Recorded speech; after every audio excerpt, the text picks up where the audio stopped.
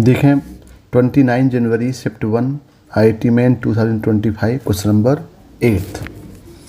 The least value of n for which the number of integral terms in the binomial expansion of cube root 7 plus 12th root 11 power n is 183। यानी हमें निकालना है n की least value जहाँ पे number of जो integral terms binomial के हैं वो कितने हैं 183 हैं। तो ये दिया हुआ है क्यूब रूट 7 मतलब ये हो गया 7 पावर 1/3 प्लस 12th रूट 11 मतलब हो गया 11 पावर 1/12 होल की पावर n।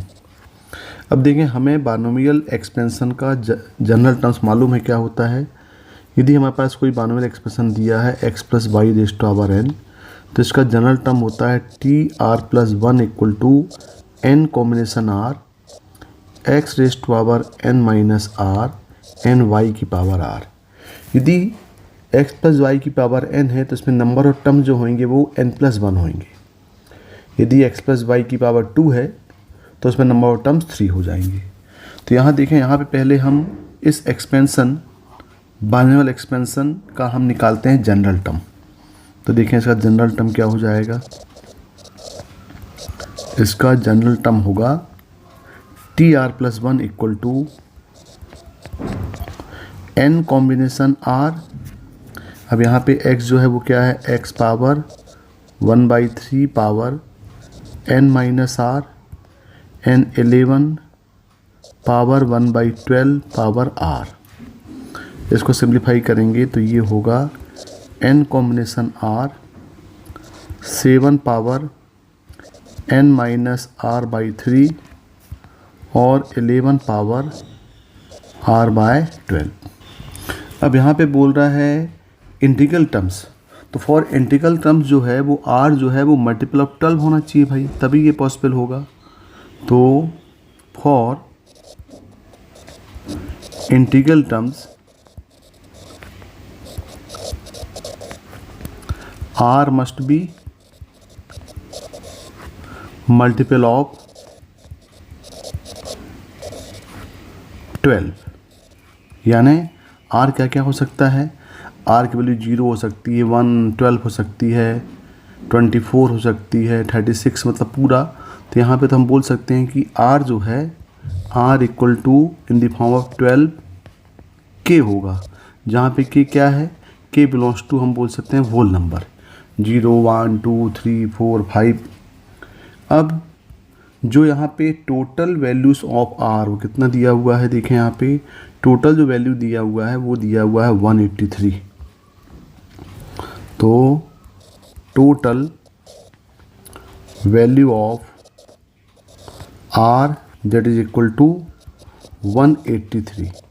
अब आपको मालूम है कि यदि हमारे पास x प्लस वाई की पावर n है तो इसमें जो टोटल नंबर ऑफ टर्म्स हैं ये कितने होंगे, ये होंगे n+1 क्योंकि n है यहाँ पे।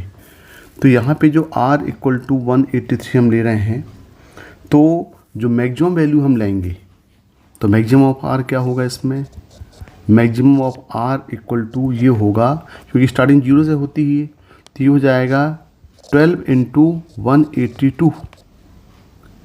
टोटल 183 टर्म्स होते हैं, 0 इंक्लूड होगा नहीं, तो ये हो जाएगा r equal to maximum r 12 into 182 यानी ये हो जाएगा 2184।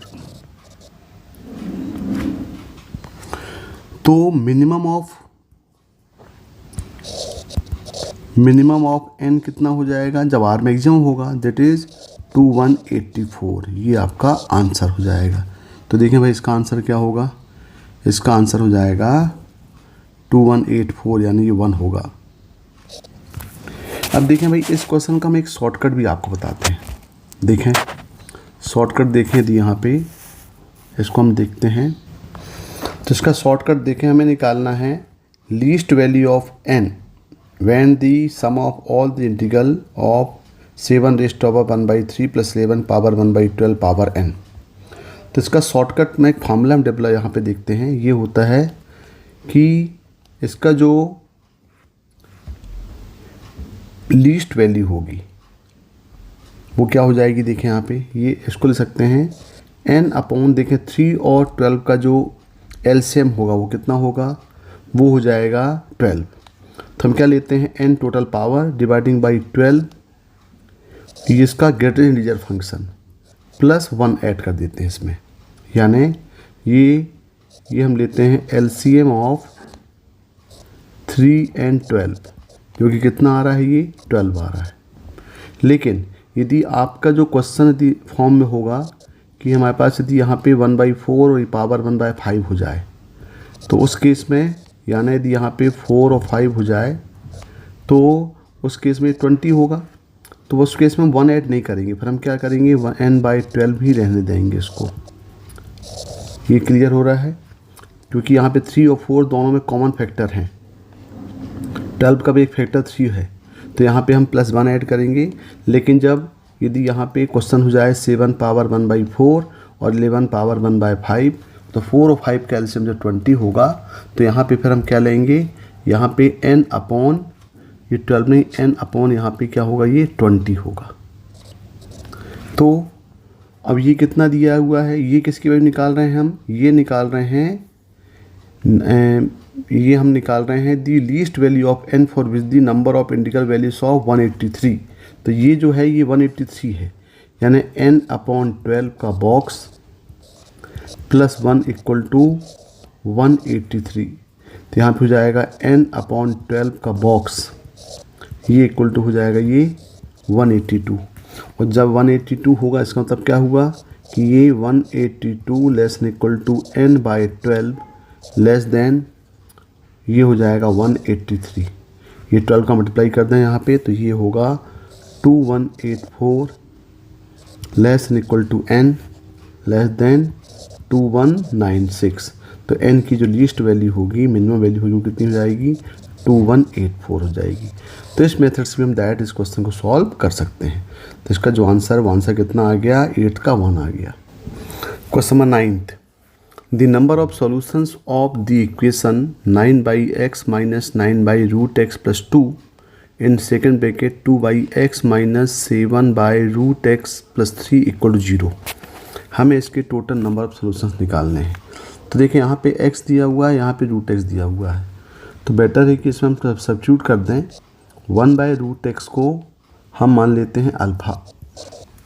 तो देखिए ज़रा क्या हो गया, ये यहाँ पे हो गया, ये √x है, तो ये यहाँ पे 1/x की वैल्यू क्या हो जाएगी, ये α² हो जाएगी।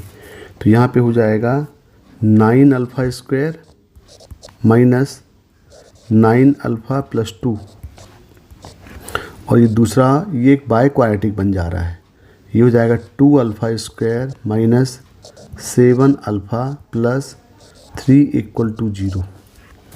अब इसको फैक्टराइज कर लें, तो इसको हो जाएंगे 18 है, तो यहाँ पे हम 6 और 3 ले लें, तो ये हो जाएगा 9α² माइनस 3α माइनस 6α प्लस 2, और ये वाले क्वाड्रेटिक में करेंगे तो ये हो जाएगा 2α², 3 2 जा 6 है और 7 है, तो माइनस ये होगा 6α माइनस α प्लस 3 इक्वल टू 0।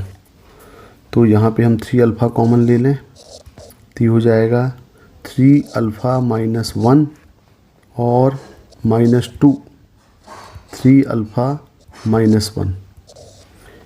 एक पार्ट ये हुआ, यहाँ देखें ये हो जाएगा 2α माइनस 3 माइनस 1 और α माइनस 3, ये इक्वल टू 0।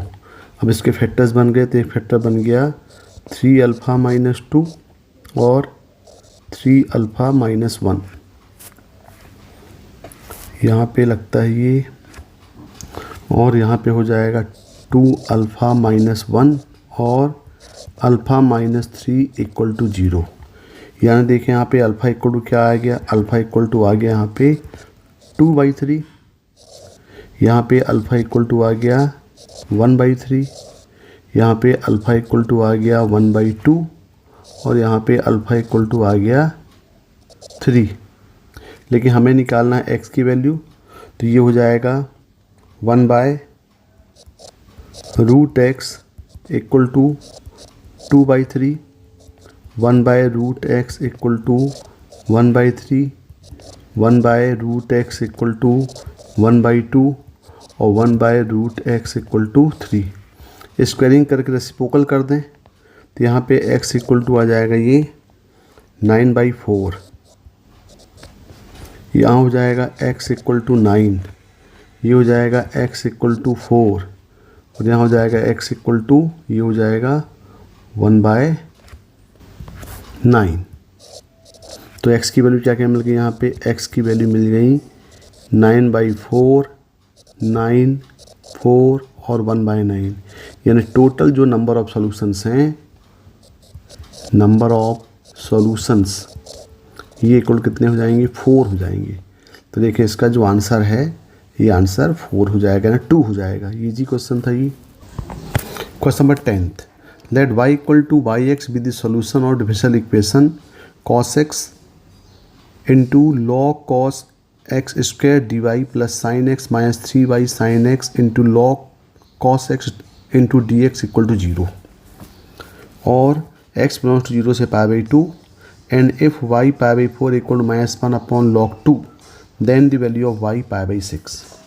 तो देखिए क्वेश्चन को, ये डिफरेंशियल इक्वेशन का क्वेश्चन दिया हुआ है तो उसमें पहले हम dy dx को अरेंज करते हैं। तो देखिए यहाँ पे पहले हमें dx को ला करके dy यहाँ अरेंज करें तो ये बन जाएगा cos x into log cos x का स्क्वायर dy/dx। ये लगता है लीनियर फॉर्म में बनने जा रहा है। देखो ये माइनस ये कर दें 3y into sine x log cos x और यहाँ पे कर दें equal to minus sine x. ये बर्नौली फॉर्म बन गया है, यानी हमें कोफिशिएंट ऑफ dy/dx को पहले इसको डिवाइड करना पड़ेगा। देखिए पहले देखिए लीनियर इक्वेशन क्या होता है। लीनियर इक्वेशन होता है in the form of dy/dx plus p into y equal to q, where p and q either the function of x और कांस्टेंट। इसके बाद हमें क्या करना पड़ता है, इसका निकालना पड़ता है इंटीग्रेटिंग फैक्टर। इंटीग्रेटिंग फैक्टर होता है e power integration of p dx और इसका सॉल्यूशन होता है y into integrating factor equal to integration q into integrating factor dx plus c। तो ये कॉन्सेप्ट को यहाँ पे हम फॉलो करते हैं। तो पहले बर्नौली को प्योरली लीनियर बनाने के लिए कोफिशिएंट ऑफ dy/dx से डिवाइड कर दें, यानी पूरे इक्वेशन को हम cos x into log cos x के स्क्वायर से डिवाइड करते हैं। तो देखिए ये बन जाएगा dy/dx minus 3 sin x into log cos x dividing by cos x into log cos x का square equal to minus sine x upon cos x into log cos x का स्क्वायर।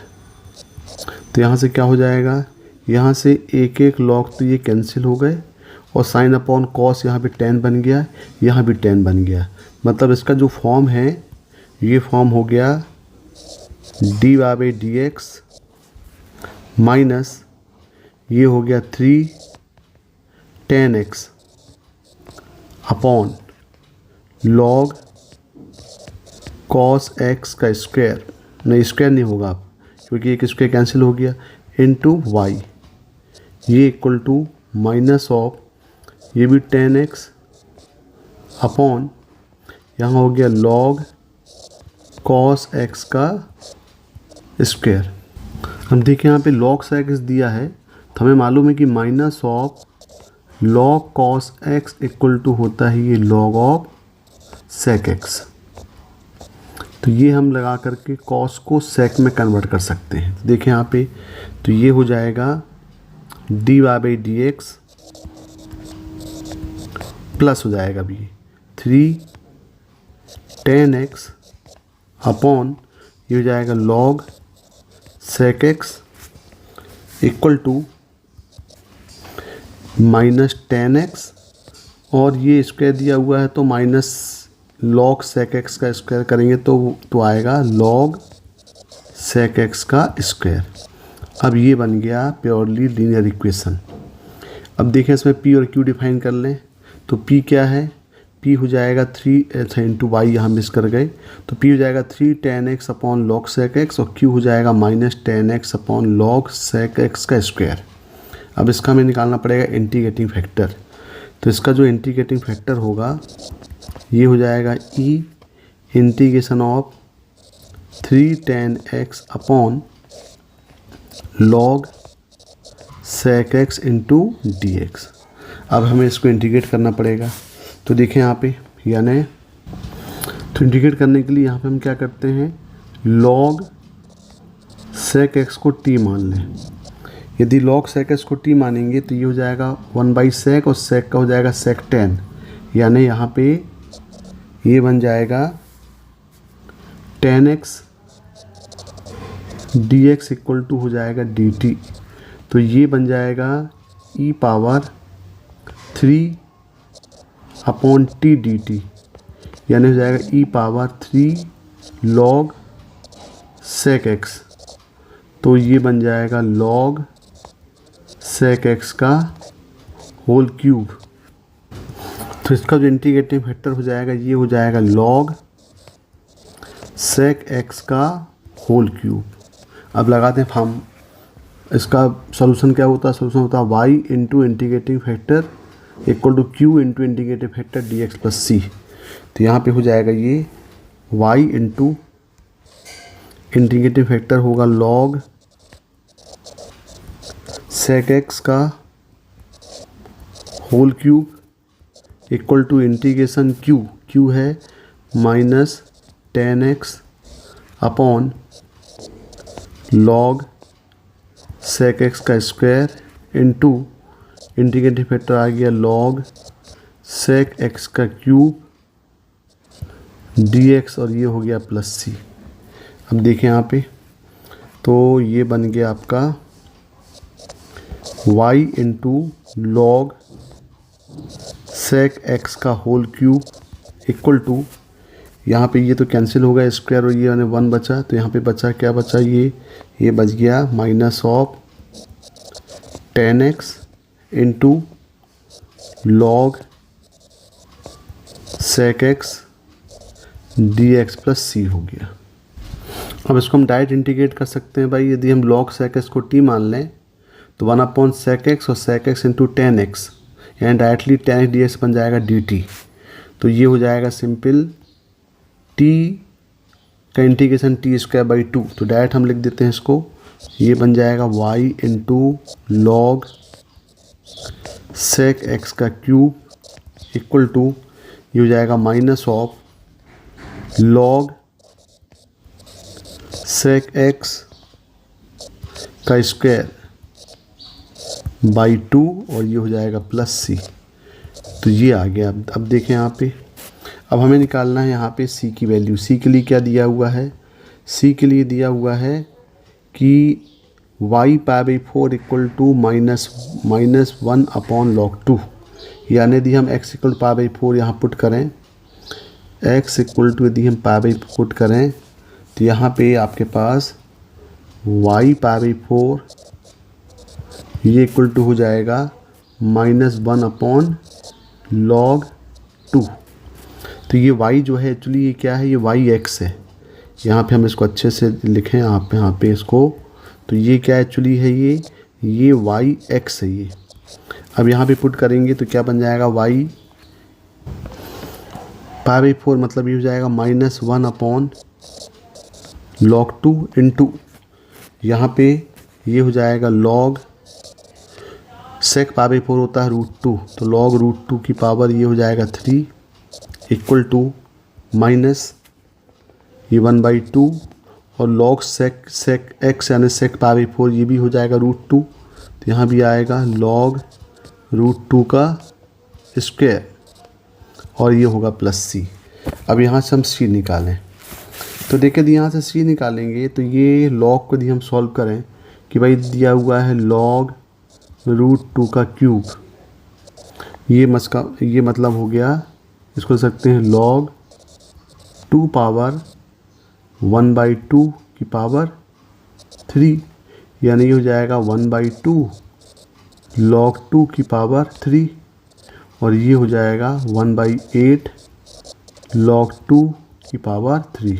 तो ये कॉन्सेप्ट से इसको हम क्या लिख सकते हैं, ये हो जाएगा -1 log 2, और इसको हम लिख सकते हैं इंटू 1/8 log 2 का होल क्यूब इक्वल टू -1/2, और यहाँ हो जाएगा ये 1/4 सिमिलर केस में log 2 का होल स्क्वायर प्लस सी।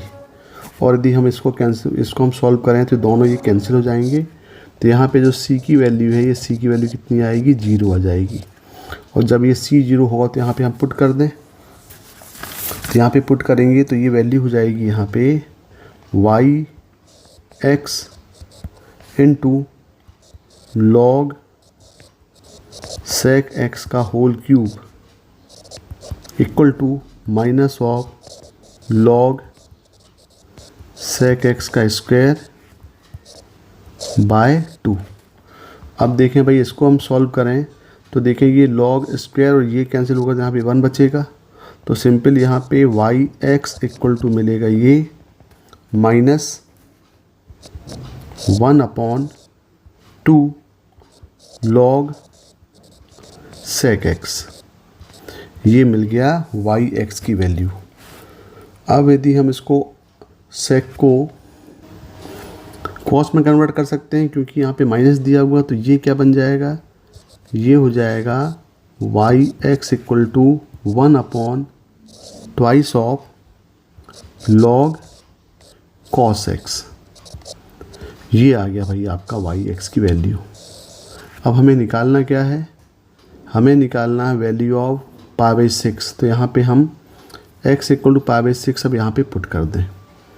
यहाँ पे यदि हम x इक्वल टू π/6 पुट करेंगे तो ये हो जाएगा y π/6 equal to 1/2 log cos π/6। तो cos π/6 हो जाएगा ये √3/2। अब इसको ज़रा log पे बटी लगाएंगे तो ये हो जाएगा 1/2 ऑफ log √3 माइनस log 2, और सिंप्लीफाई करके लिखें इसको तो ये होगा 1/2 log 3 minus log 2।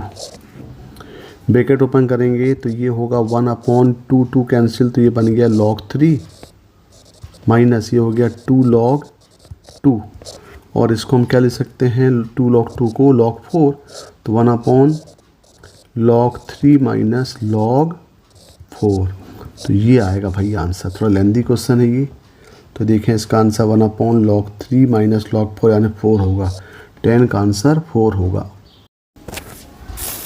Question number 11, define इस relation R on the interval 0 to π/2 by x if and only if sec square x minus tan square y equal to 1, then R is equivalence relation, reflexive transitive but not symmetrical, reflexive symmetrical but not transitive, reflexive symmetrical and not transitive। यानी हमें पहले equivalence relation check करना है। या equivalence relation कब होता है, कोई भी सेट को इक्विवेलेंस होने के लिए पहले उसको रिफ्लेक्सिव होना पड़ेगा। तो हमें चेक करना पड़ेगा पहले रिफ्लेक्सिव के लिए सिमेट्रिकल होगा और ट्रांजिटिव होगा। यदि कोई रिलेशन तीनों हुआ तो हम बोलेंगे वो इक्विवेलेंस होगा। तो देखें रिफ्लेक्सिव के लिए क्या दिखाना पड़ेगा हमको कि कोई भी सेट का रिलेशन उसके अपने साथ खुद के साथ रिलेट कर रहा है, तो वो क्या होगा, रिफ्लेक्सिव होगा। दूसरा सिमेट्रिक रिलेशन के लिए यदि x का रिलेशन y के साथ है तो हम यदि हम दिखा दें कि y भी r से रिलेटेड है तो ये बोलेंगे वो सिमेट्रिकल है। और ट्रांजिटिव के लिए यदि x रिलेटेड है y से और y यदि रिलेटेड है z से तो हम ये दिखा दें कि भाई x भी z से रिलेटेड है तो वो ट्रांजिटिव रिलेशन होगा। यानी रिफ्लेक्सिव के लिए सिर्फ एक ही एलिमेंट जो अपने आप में रिलेट होता है, सिमेट्रिकल के लिए दो एलिमेंट की ज़रूरत पड़ती है, यानी x यदि y से कनेक्टेड है तो y भी x से कनेक्टेड होना पड़ेगा, और ट्रांजिटिव में थ्री एलिमेंट की ज़रूरत पड़ती है x y z। पहले हम x को y से रिलेट करेंगे, फिर y को z से करेंगे, और फिर x से z भी रिलेट हो गया तो वो ट्रांजिटिव होगा। तो देखें पहले हम चेक करते हैं रिफ्लेक्सिव के लिए। तो देखें फॉर रिफ्लेक्सिव,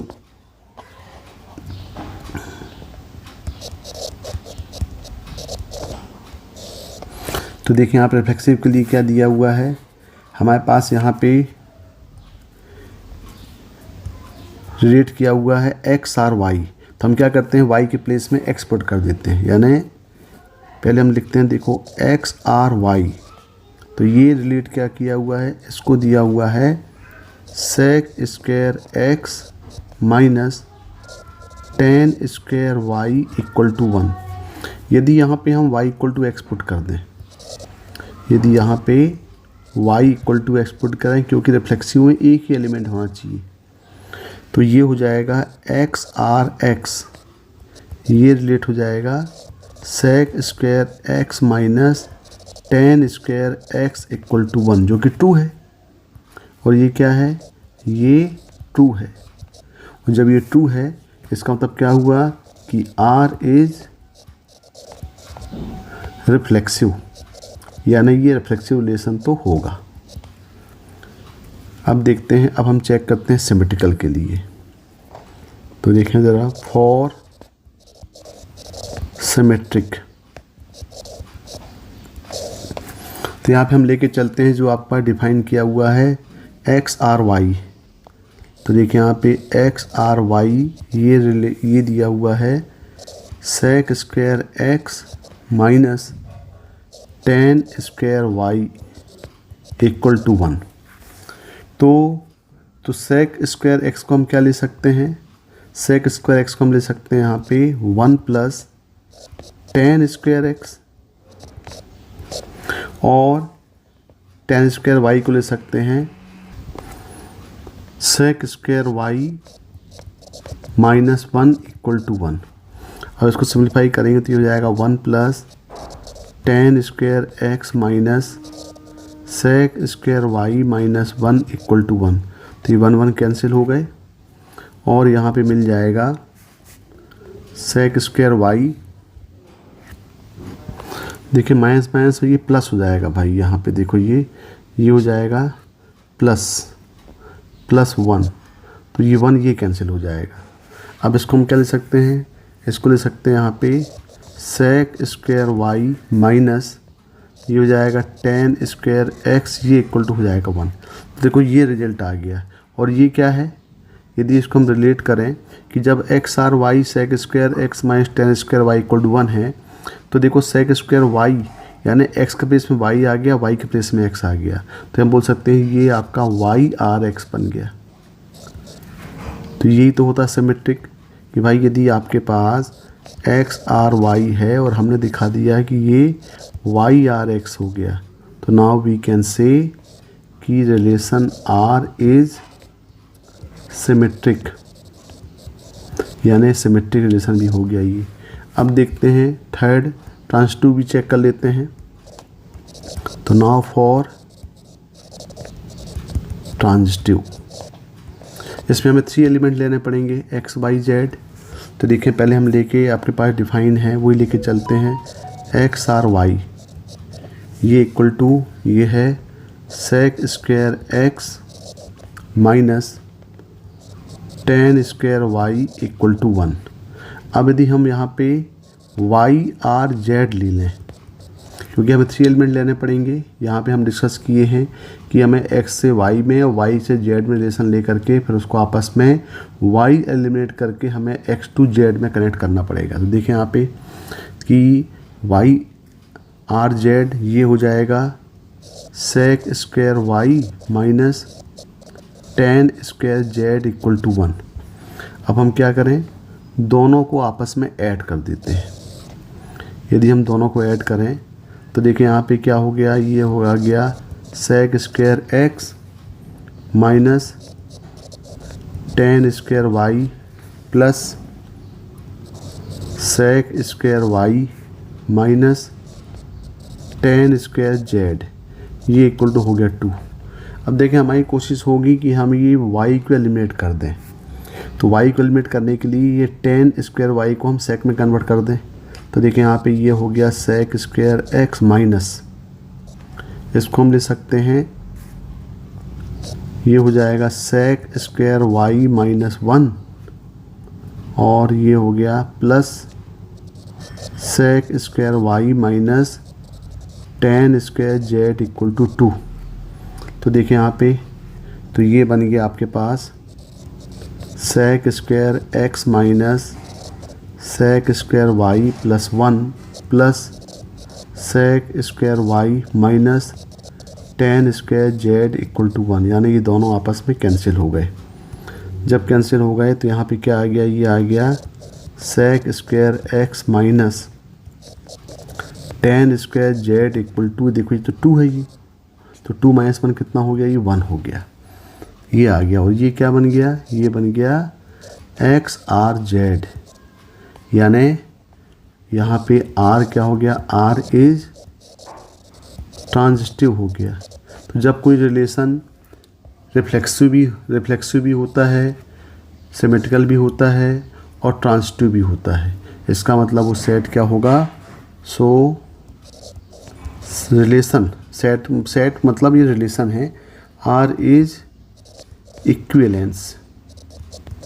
तो आंसर क्या होगा इसका आंसर आएगा इक्विवेलेंस रिलेशन। देखिए ज़रा ऑप्शन क्या दिया हुआ है, ये देखें आपके पास इक्विवेलेंस रिलेशन, 11th का आंसर 1 होगा। Question number 12, let the ellipse E1 x square upon a square plus y square upon b square equal to 1 when a greater than b and E2 x square upon capital A square plus y square upon capital B square equal to 1 when a less than b have same eccentricity 1 by root 3. Let the product of their length of lateral sectum be 32 by root 3 and the distance between the foci of E1 is 4. If E1 and E2 meet the point ABCD, then the area of the quadrilateral ABCD is equal to. तो देखें यहाँ पे 2 ellipse दिया हुआ है। तो देखें पहले कि पहला हम इक्वेशन दिया है E1 x square upon a square plus y square upon b square equal to 1, और यहाँ पे ए जो है वो बी से ग्रेटर है। जब ए बी से ग्रेटर है तो उसको बोलते हैं हॉरिजॉन्टल एलिप्स, ये अलॉन्ग ऑन एक्सिस बनता है, ये है हॉरिजॉन्टल एलिप्स। इसमें b square equal to a square 1 minus e square a और बी में रिलेशन होता है। और देखें तो ये जो एलिप्स बनेगा वो इस टाइप का एलिप्स बनेगा, ये हो जाएगा सेंटर, ये दोनों इसके वर्टेक्स हो जाएंगे और यहाँ पे हो जाएगा फोकाई, ये हो जाएगा यहाँ पे एस और ये हो जाएगा इसका एस डैश। ये कोऑर्डिनेट होगा ए ई और 0 और ये कोऑर्डिनेट हो जाएगा माइनस ए ई और 0।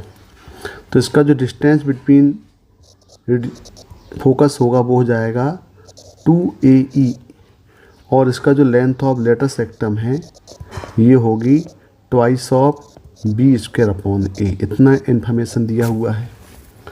और दूसरी जो एलिप्स है, दूसरा एलिप्स दिया हुआ है x square upon a square plus y square upon b square equal to 1। यहाँ पे क्या है, ए जो है वो बी से लेस है, तो ये कहलाता है वर्टिकल एलिप्स। इस वर्टिकल एलिप्स में ये अलॉन्ग ऑन वाई एक्सिस बनता है। यहाँ पे ए स्क्वायर इक्वल टू हो जाएगा ये B square 1 minus e square. देखें ये कैसा बनता है, ये अलॉन्ग ऑन वाई एक्सिस बन जाता है। ये इसका सेंटर है और ये इसके एक्सिस हो जाते हैं। और ये जो है दोनों वर्टेक्स ए और ए डैश, ये पॉइंट ऑन एक्स एक्सिस हैं और ये दोनों वर्टेक्स कहलाते हैं बी और बी डैश। इसके जो फोकस होते हैं ये है एस डैश और ये है एस। ये होता है 0 और BE, ये होता है 0 और माइनस BE। यानी distance between foci on vertical ellipse होता है 2BE, और इसका जो लेंथ ऑफ लेटेस्ट रेक्टम है ये होता है twice of A² upon B। तो देखें भाई, अब ये इन्फॉर्मेशन के बाद अब देखते हैं क्वेश्चन। यहाँ पे जो E1 दिया हुआ है वो है x² upon A² plus y² upon B² equal to 1 A B। इसका मतलब यहाँ पे B² हो जाएगा A² 1 माइनस E²। ये आपका हॉरिजॉन्टल एलिप्स कहलाएगा। और दूसरा इक्वेशन दिया है E2 है x² upon A² plus y² upon B² equal to 1। यहाँ पे A जो है वो B से लेस है, तो ये वर्टिकल एलिप्स कहलाएगा। यहाँ पे A² इक्वल टू होगा ये B² 1 माइनस E²। अब देखें क्वेश्चन में क्या दिया हुआ है। इन दोनों एलिप्स में जो गिवन है वो क्या है, एसेंट्रिसिटी E इक्वल टू दिया हुआ है 1/√3, और क्या दिया हुआ है, and the distance between the foci of E1, यानी इन एलिप्स E1 में डिस्टेंस बिटवीन फोकाई मतलब हो जाएगा 2AE, ये दिया हुआ है 4। जब 2AE इक्वल टू 4 दिया है तो यहाँ पे हम E की वैल्यू पुट करें तो E इक्वल टू हो जाएगा ये 1/√3। तो यहाँ पे A इक्वल टू मिल जाएगा 2√3 हो जाएगा। ये A इक्वल टू 2√3। जब A इक्वल टू 2√3 मिला तो यहाँ से हम B निकाल सकते हैं, क्योंकि हमें मालूम है कि B² इक्वल टू क्या होता है, ये A² 1 माइनस E²। तो यहाँ से हो जाएगा B² इक्वल टू A², मतलब ये हो गया 12, और 1 माइनस E² मतलब हो गया 1/3। तो यहाँ सॉल्व करेंगे तो यहाँ से B² इक्वल टू मिल जाएगा ये 8। तो देखो यहाँ से A² B² दोनों मिल गए। तो जो इक्वेशन ऑफ E1 है अब ये हमें मिल गया। E1 इक्वेशन क्या हो जाएगा, x² अपॉन A², A मतलब ये हो जाएगा 2√3² मतलब 12 plus y² by 8 equal to 1। ये हो गया इक्वेशन नंबर 1 हो गया। अब हम निकालेंगे वर्टिकल एलिप्स। वर्टिकल एलिप्स के लिए क्या इन्फॉर्मेशन दिया है, यहाँ पे दिया हुआ है the product of their length of latus rectum. तो देखें latus rectum, length of latus rectum किसके लिए, फॉर E1, और length of latus rectum for E2। इन दोनों का जो प्रोडक्ट है ये दिया हुआ है 32/√3। तो यहाँ से हम निकालते हैं, सॉल्व करते हैं। तो ये हो जाएगा आपका लेटेस्ट रेक्टम ऑफ E1 हो जाएगा twice of B² upon A, और लेटेस्ट रेक्टम ऑफ E2 के लिए ये हो जाएगा 2A² अपॉन B। ये इक्वल टू 32/√3। तो इसमें B² की वैल्यू मालूम है, ये हो जाएगा 2 इंटू B² की वैल्यू है 8, और A की वैल्यू हो जाएगी 2√3 into twice of A² upon B equal to 32/√3। तो देखें यहाँ से ये √3 और √3 तो कैंसिल हो गए, और ये हो गया 16/2, मतलब डायरेक्ट यहाँ पे हमारे पास रिलेशन मिल जाएगा। ये मिल जा रहा है A² इक्वल टू मिल जा रहा है 2B। ये A² इक्वल 2B मिल गया। और इसका एसेंट्रिसिटी निकालने का फार्मूला क्या है, देखें यहाँ पे ये फार्मूला है A² equal to B² 1 minus E²। तो A² equal to B² 1 minus E²। तो यहाँ पे A² की वैल्यू हम 2B पुट कर दें तो 2B इक्वल टू B² और 1 माइनस E दिया हुआ है 1/√3, मतलब ये जाएगा 1/3। तो यहाँ से सॉल्व करेंगे तो ये B और B तो कैंसिल हो गए, यानी यहाँ पे मिल जाएगा 2 into 2 equal to B into 2/3। तो यहाँ से B इक्वल टू मिल गया 3, और जब B इक्वल टू 3 मिला तो यहाँ पुट करते A² मिल जाएगा यहाँ पे 6। तो ए स्क्वायर कितना मिल गया, 6 मिल गया। अब देखो भाई बी मिल गया, ए स्क्वायर मिल गया, तो हमारे पास E2 मिल जाएगा। इक्वेशन ऑफ E2 कितना हुआ, इक्वेशन ऑफ E2 हो जाएगा x square by 6 plus y square by 9 equal to 1। अब हम ये दोनों एलिप्स को आपस में सॉल्व करेंगे, क्योंकि क्वेश्चन में क्या बोल रहा है, अब दोनों एलिप्स निकल गए। अब ये बोल रहा है कि E1 and E2 meet ABCD, then the area of quadrilateral ABCD हमें निकालना है। अब हम 1 और 2 को सॉल्व करें तो देखें यहाँ पे क्या करते हैं, हम यहाँ पे 1 माइनस 1/2 इंटू 2 सेपरेट कर देते हैं। तो डायरेक्ट करते हैं तो देखो एक्स बार कैंसिल हो जाएगा, यहाँ हो जाएगा वाई स्क्वायर, ये हो जाएगा 1/8 माइनस 1/18, ये इक्वल टू हो जाएगा 1 माइनस 1/2। तो ये होगा वाई स्क्वायर, एलसीएम आ जाएगा यहाँ पे 72, 9 माइनस 4 इक्वल टू 1/2। तो वाई स्क्वायर इक्वल टू मिल जाएगा यहाँ पे 36/5, यानी वाई इक्वल टू मिल जाएगा प्लस माइनस 6/√5। जब y इक्वल टू 6/√5 है तो फ्रॉम 1 से हम x निकाल सकते हैं। तो x हो जाएगा x equal two plus minus √6/√5 हो जाएगा। इसका मतलब ये हुआ कि ये जो पॉइंट्स आपको y equal two plus minus 6/√5 और x इक्वल प्लस माइनस √6 मिल रहे हैं, तो जो पॉइंट ऑफ इंटरसेक्शन होगा वो क्या हो जाएगा, ये हो जाएगा प्लस माइनस √6/√5 और प्लस माइनस 6/√5, यानी चारों कोऑर्डिनेट में होंगे। तो यदि हम इसको एक फिगर में कन्वर्ट करें, जो आपका फिगर बना, तो ये देखें ये एक्सिस हो गया, इस एक्सिस में ये आपका बन गया हॉरिजॉन्टल एलिप्स बन गया ये, और ये बन गया वर्टिकल एलिप्स। अब यहाँ पे जो पॉइंट्स आपको मिले, ये पॉइंट्स यहाँ मिल गए, ABCD बोल रहा है, इसको हम A बोल दें, ये पॉइंट मिल गया B, ये मिल गया C और ये मिल गया D। तो यदि हम इसको कोऑर्डिनेट में कन्वर्ट करें तो फर्स्ट कोऑर्डिनेट में जो पॉइंट होगा A कोऑर्डिनेट का, ये हो जाएगा √6/√5 और 6/√5। B सेकेंड कोऑर्डिनेट में माइनस √6/√5 और 6/√5। C में दोनों नेगेटिव हो जाएंगे, माइनस √6/√5 और माइनस 6/√5।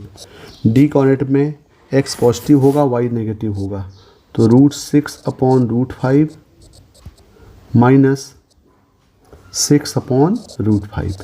तो हमारे पास जो क्वेश्चन है कि जो ABCD मिला, इस ABCD का हमको एक कोऑर्डिनेटर मिल गया। देखो कोऑर्डिनेटर बन गया ये कोऑर्डिनेटर का हमको निकालना है एरिया। तो डायरेक्ट यहाँ कोऑर्डिनेटर का एरिया मिला है, तो यानी ये कोऑर्डिनेटर क्या है, ये तो हमें लगता है कोऑर्डिनेटर ये रेक्टेंगल हो जाएगा ये। तो एरिया ऑफ रेक्टेंगल क्या होता है, लेंथ इंटू ब्रेथ। तो एरिया ऑफ क्या बोल रहा है, कोऑर्डिनेटर, एरिया ऑफ कोऑर्डिनेटर जो कि हमारे फिगर में दिख रहा है कि वो रेक्टेंगल है। तो एरिया ऑफ कोऑर्डिनेटर ABCD ये इक्वल टू होगा लेंथ इंटू ब्रेथ। तो लेंथ ऑफ कर सकते हैं हम, लेंथ ऑफ पहले निकाल लें CD और जो ब्रेथ है वो निकाल लें AD।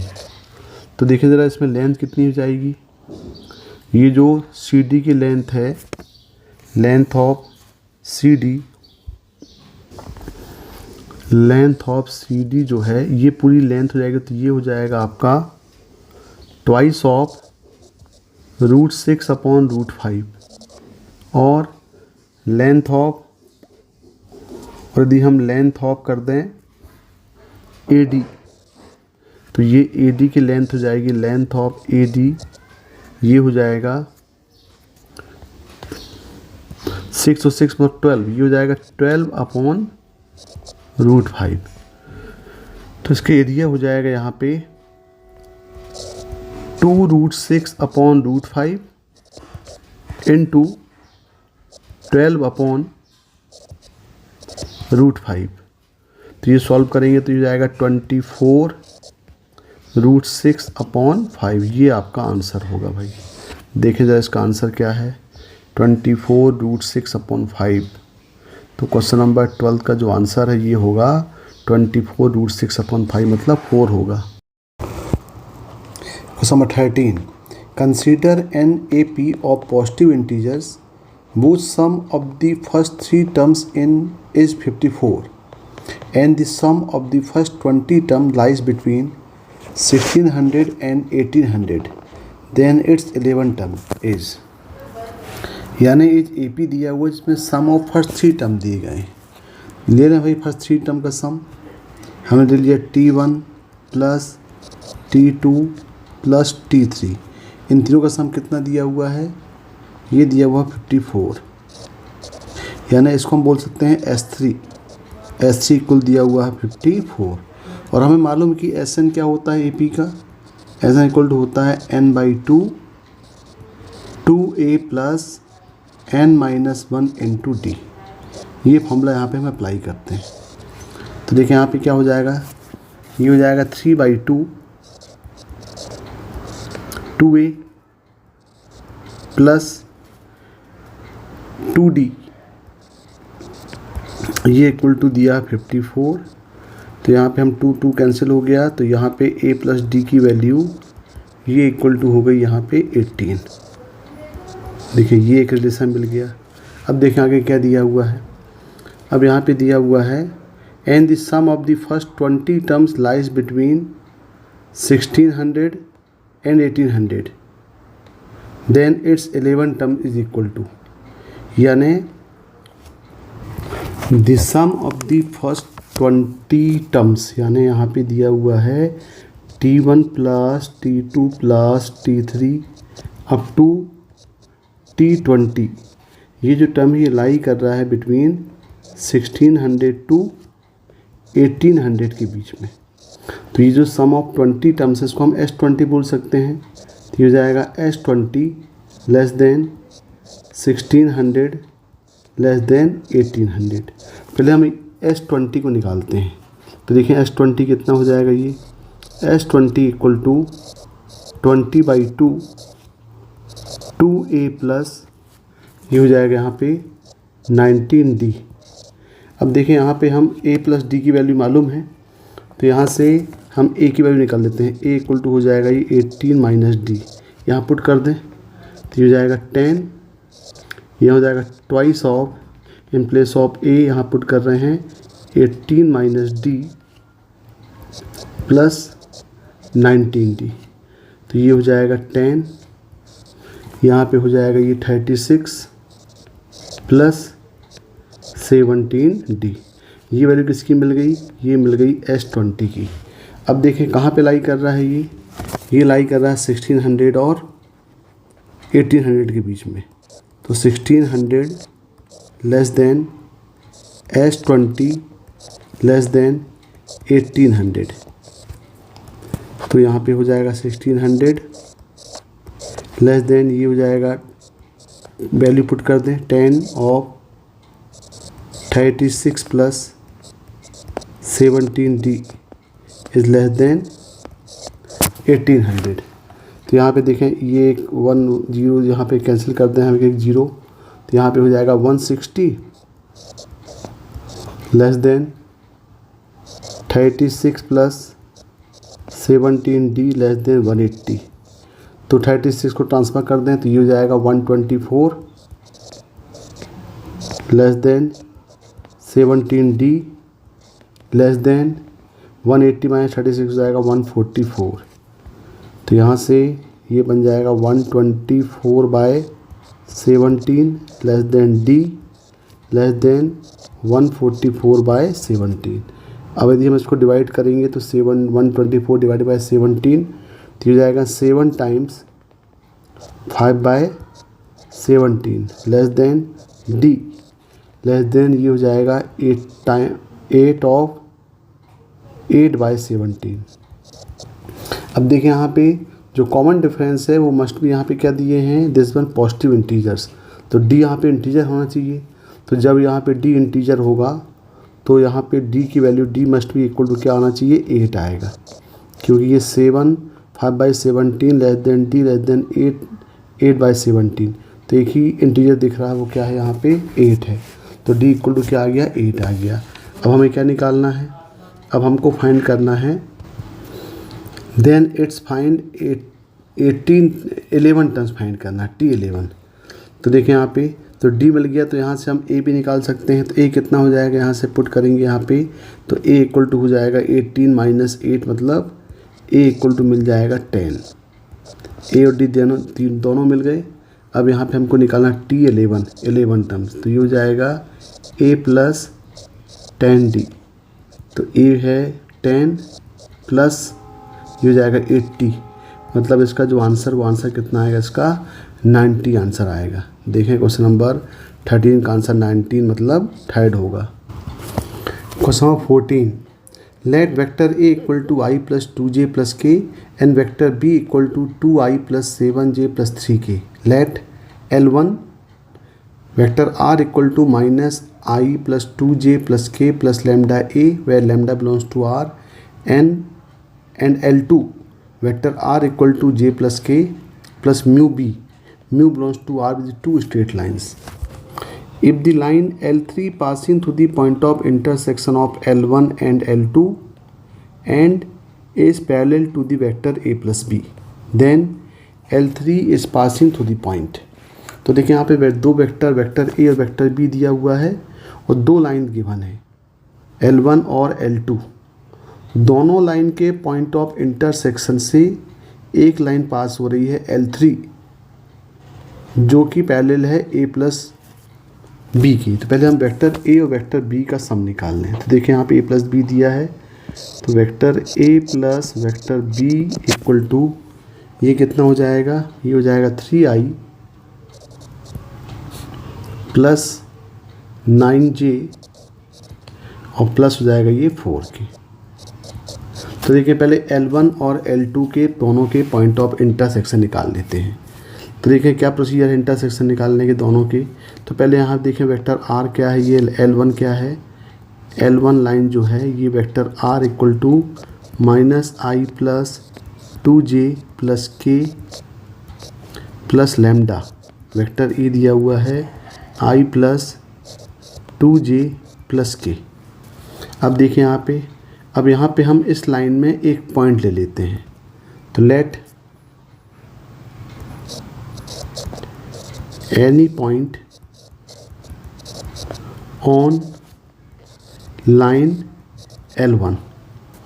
तो ये देखें यहाँ पे ये जो लाइन है ये तो आपके पास इसमें क्या दिए हैं, जो पासिंग पॉइंट हैं ये है -1 2 और 1, और इसके डायरेक्शंस क्या दिए हैं 1 2 1। तो इसको हम लिखते हैं कि x + 1/1 वेक्टर कार्टेशियन फॉर्म में equal to y - 2/2 equal to z - 1/1, और मान लेते हैं इक्वल टू इसको मान लेते हैं यहाँ पे लैम्डा दिया भी है लैम्डा यहाँ पे।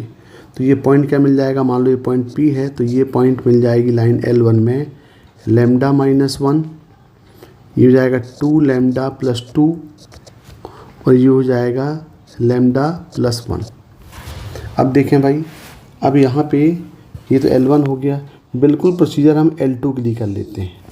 तो देखिए यहाँ पे L2 इक्वेशन क्या बन जाएगा लाइन का, ये हो जाएगा L2 यानी vector R equal to j + k + μ, यहाँ पे B कितना दिया है 2I + 7j + 3k। तो इस लाइन में भी हम एक पॉइंट लेते हैं, तो यहाँ पे हो जाएगा ये हम इस लाइन को ले सकते हैं यहाँ पे R2 को vector R equal to 2μI plus यहाँ से 1 + 7μj प्लस 1 + 3μk। ये हमने लिख दिया ये हमने किसको लिख दिया, ये लिख दिया लाइन L2 को। सिमिलरली हम L1 को भी लिखें तो L1 को क्या लिख सकते हैं हम, L1 को लिख सकते हैं वेक्टर R इक्वल टू, ये हो जाएगा यहाँ हो जाएगा lambda minus 1 into I plus twice of lambda plus 1 into J plus lambda plus 1 into के। अब देखें जो L1 L2 हैं, दोनों लाइन जो L1 L2 दोनों क्या कर रहे हैं, इंटरसेक्ट कर रहे हैं। देखो दिया हुआ है if the line L1 passing to the point of intersection of L1 and L2, L3 pass कर रहा है, यानी यहाँ पे दो लाइन जो हैं वो दोनों एक दूसरे को क्या कर रही है, इंटरसेक्ट कर रही हैं। तो जब दो लाइन इंटरसेक्ट करती हैं तो क्या होगा कि since L1 and L2 are intersect for point of intersection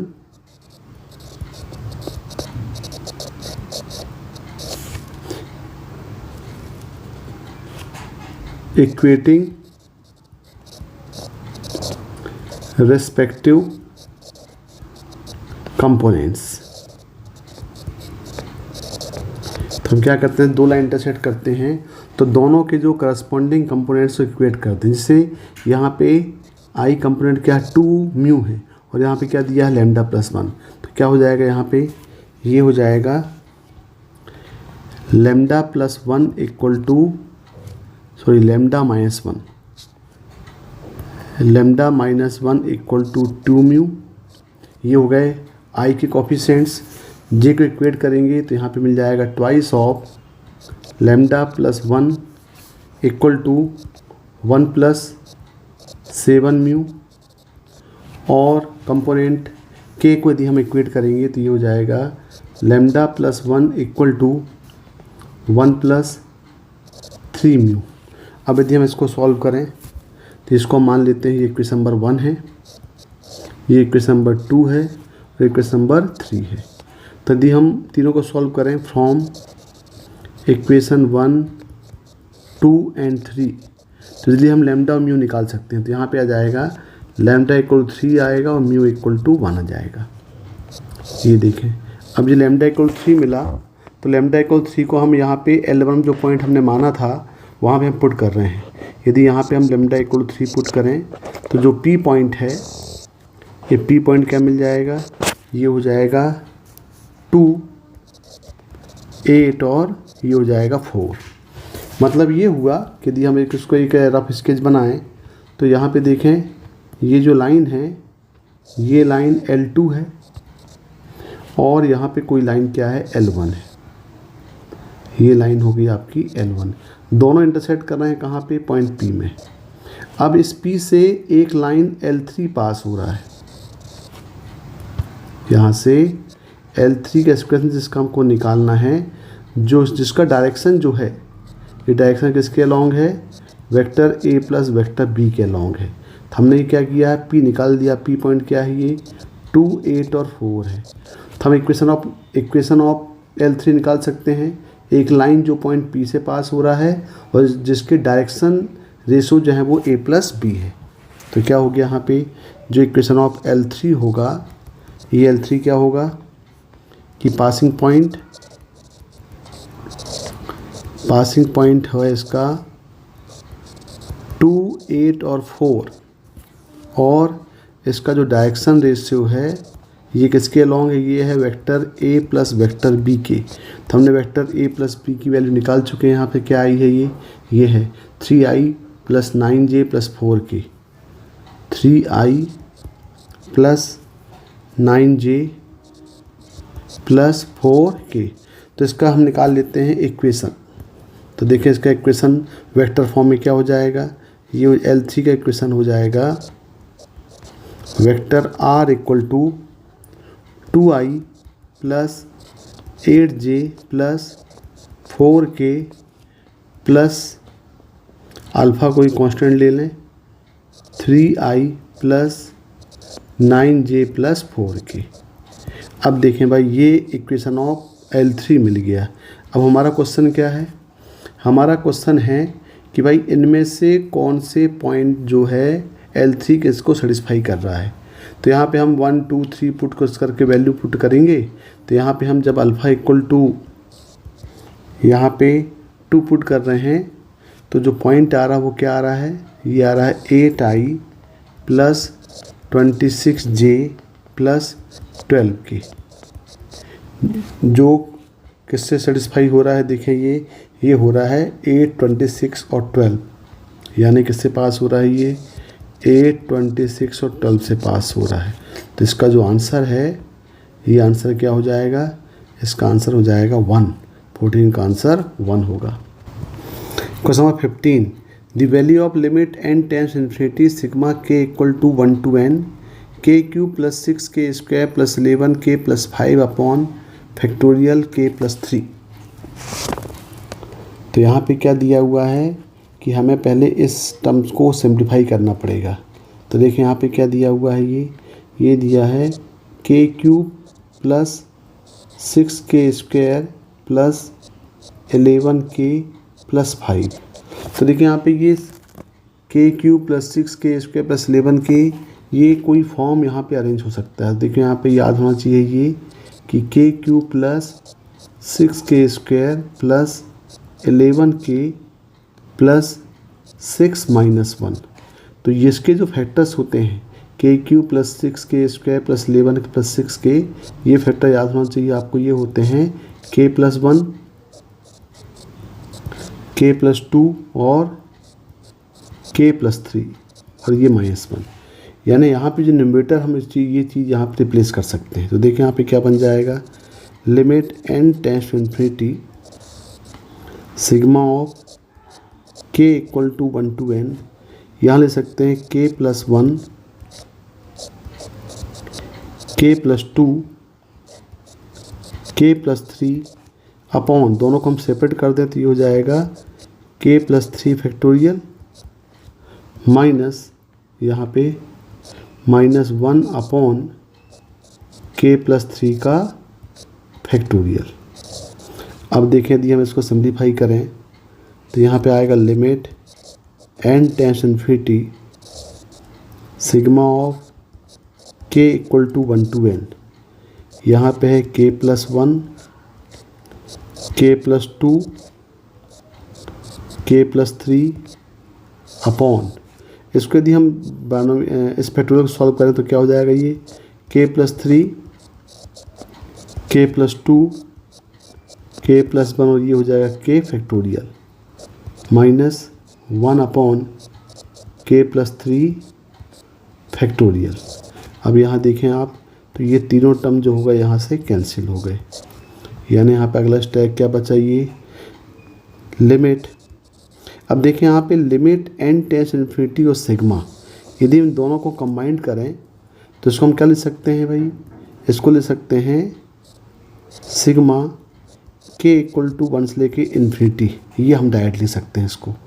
और यहाँ पे क्या बचा? ये बचा 1 upon k factorial minus 1 upon k plus 3 का फैक्टोरियल।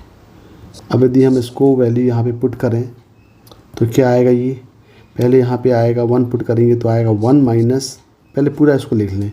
ये एक काम करें, बेटर है कि इसको सेपरेट कर लें, ज़्यादा इजी पड़ेगा यहाँ पे। तो ये हो जाएगा सिग्मा k इक्वल टू 1 से infinity 1 upon k factorial minus sigma k equal to 1 to infinity 1 upon k plus 3 factorial.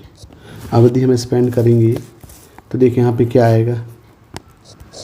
This 1 equal to, ये पहले 1 पुट करेंगे तो 1 अपॉन 1 फैक्टोरियल हो जाएगा 1 plus 1 upon 2 factorial 1 upon 3 factorial plus 1 upon 4 factorial plus 1 upon 5 factorial up to कहाँ तक जाएगा? Infinity.